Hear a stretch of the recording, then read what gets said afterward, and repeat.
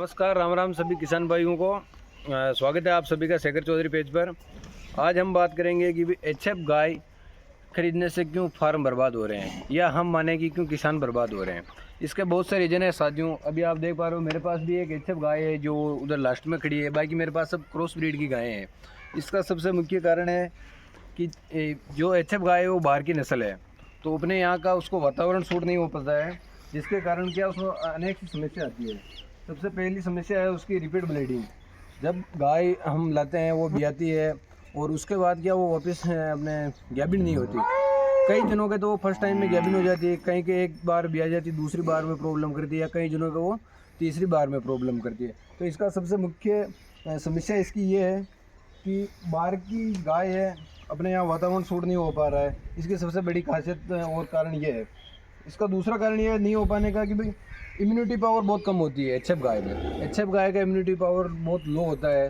जैसा कि भी ये क्रॉस ब्रीड की गाय है, इसका इम्यूनिटी पावर सबसे बढ़िया है। ये अपने बाजपन की समस्या इसमें नहीं आती। दूसरा उसका कारण ये रहता है कि जब वो अपने क्या कहते हैं ब्यारी होती है, तब वहाँ का जो नीचे का जो एरिया रहता है, उस एरिया में कितना बैक्टीरिया या कितनी गंदगी है, वो अगर ज़्यादा गंदगी है, ज़्यादा बैक्टीरिया है, तो ब्याते टाइम उसके बच्चेदानी में इन्फेक्शन हो जाएगा, और इन्फेक्शन होने के बाद वो अपने ठहरने में तकलीफ करने लग जाएगी। और इसका दूसरा सबसे मुख्य कारण है एचएफ गाय की बर्बादी का थनैला रोग। एचएफ गाय में सबसे ज़्यादा थनैला रोग होता है।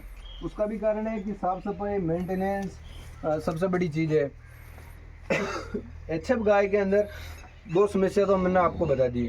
तीसरा है इनकी पाचन क्रिया। एचएफ गाय की पाचन क्रिया बहुत कमज़ोर है, बहुत लो क्वालिटी की है। सर्दियों में ज़्यादा सर्दी पड़ने से भी इनकी परेशानी है, दूध कम पड़ जाता है। गर्मियों में ज़्यादा गर्मी पड़ने से ये अपना टेम्परेचर सेट नहीं कर पाती है और वापस बीमार पड़ जाती है, जिससे कि अपना मेडिसिन का खर्चा भी एचएफ गाय में सबसे ज़्यादा आता है। क्रॉस ब्रीड की गायें हैं, उस क्रॉस ब्रीड की गायों में ये तकलीफ नहीं आती है।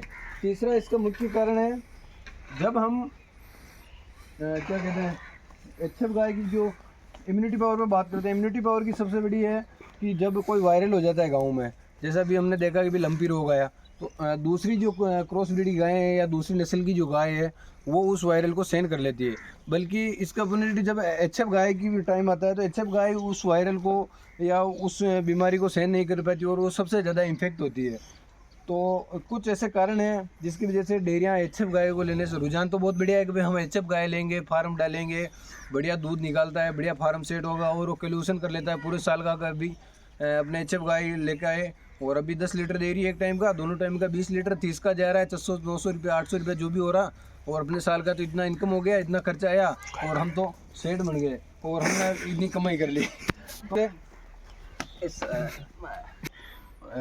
फिर उसके बाद क्या होता है कि वो कैलिब्रेशन कर लेता है कि मेरे तो महीने की इतनी कमाई हो रही है, इतनी गाय और लाऊंगा, फिर अपना फार्म सेट है, 1-2 रख लेंगे आदमी काम करने वाले, और हम तो उसके बाद वो फार्म फेल होने लग जाता है। तीसरी सबसे मुख्य यह है समस्या फार्म फेल होने का कि भी हम कह रहे तो एचएफ गायों को क्या 12 महीने हरा चारा चाहिए, और अभी लोग बाग हम देख पाते हैं कि भाई 6 महीने 8 महीने 10 महीने तक हरा चारा उपलब्ध करा पाते हैं। उसके बाद क्या हरे चारे की कमी हो जाती है, जिसके कारण दूध की परसेंटेज में कमी हो जाती है और एचएफ गाय धीरे धीरे फेल होने की कगार पर आ जाती है।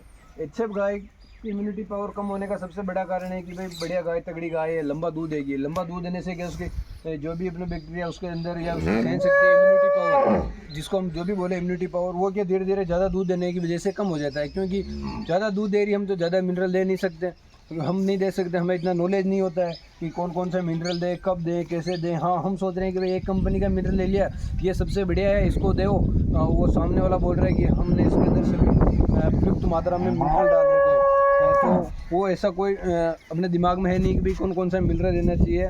एचएफ गायों की सबसे बड़ी कमजोरी का कारण ये होता है कि उनको अपना जो मिनरल उनको चाहिए, कितनी मात्रा में चाहिए, कितना परसेंटेज चाहिए, वो हम नहीं दे पाते हैं। जैसे हम कुछ लोग क्या करते हैं, वो अपने नमक आता है उसकी ईंटें रख दी, कोई कौन सा ले आया मिनरल मिक्सचर, कोई कौन सा ले आया। बहुत सी कंपनी आती है, दावा करती है कि हमारा मिनरल सबसे बेस्ट है, तो उसके कारण एचएफ गायों का फार्म सबसे जल्दी फेल होने की कगार पे। बाकी जो क्रॉस ब्रीड की गाय रहती है उसमें ज़्यादा मिनरल का इतना कोई वो फ़र्क नहीं पड़ने वाला है। तो इसी के साथ लास्ट तक जुड़े रहने के लिए सभी भाइयों को धन्यवाद।